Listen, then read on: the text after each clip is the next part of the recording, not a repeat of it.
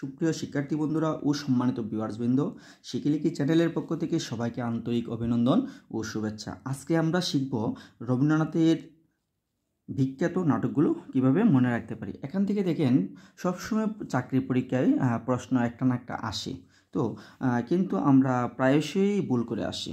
তো আজকের এই ভিডিওটি দেখার পর আশা করি আপনাদের ভুল হবে না। ঠিক আছে, তো চলুন দেরি না করে আমরা টেকনিকটি শিখে ফেলি।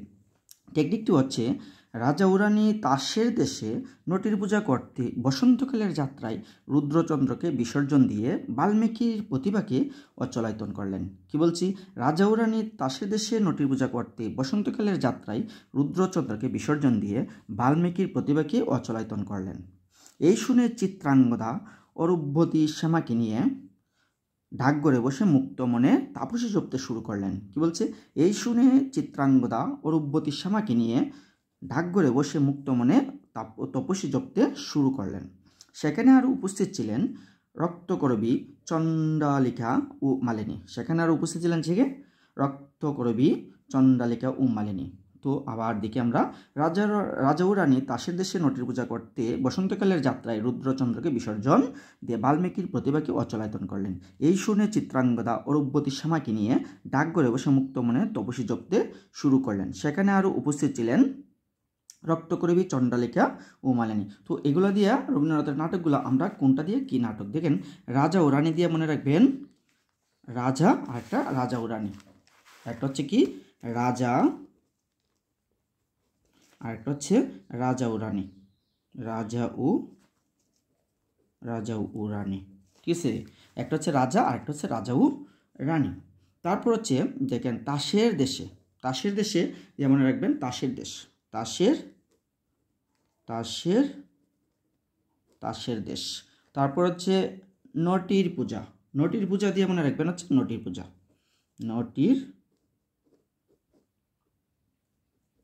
নটি বানানটা এইভাবে দীর্ঘ ইকার, নটির পূজা। তারপর হচ্ছে বসন্ত দিয়ে হচ্ছে কি বসন্ত দিয়ে হচ্ছে বসন্ত। তারপর দেখেন কালের যাত্রা, একসাথে কালের যাত্রা দিয়ে মনে রাখবেন কি আপনার কালের যাত্রা,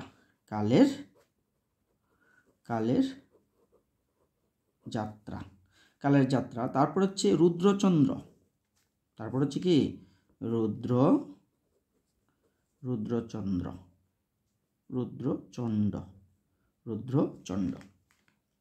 তারপর হচ্ছে বিসর্জন,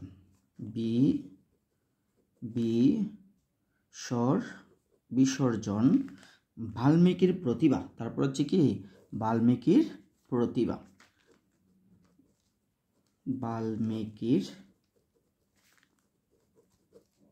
প্রতিভা।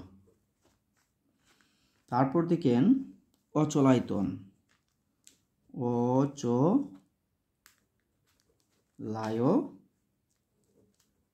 অচলায়তন। তারপর হচ্ছে এই শুনে চিত্রাঙ্গদা,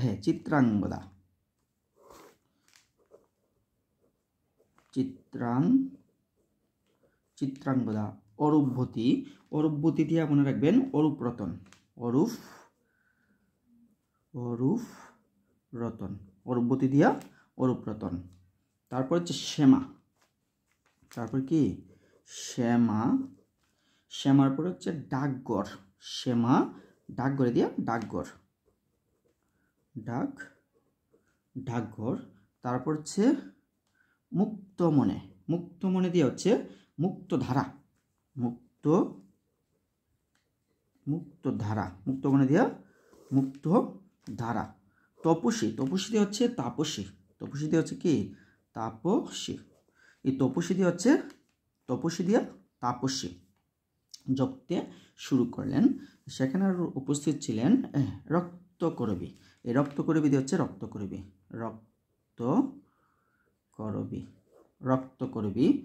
চণ্ডালিকা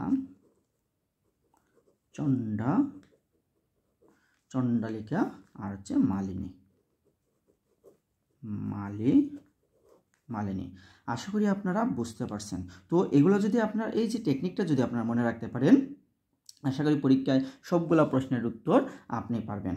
এবং এর চেয়ে সহজ টেকনিক আমার মনে হয় না আপনি নাটক থেকে ওই যে নাটক সম্পর্কিত এক টেকনিক পাবেন। আমি এটা অনেক রিসার্চ করে এই টেকনিকটা তৈরি করেছি, খুবই কাজে দেয়। পরীক্ষায় আসলে নাটক থেকে ধরা যায় প্রশ্ন। ঠিক আছে, তাহলে এ পর্যন্তই।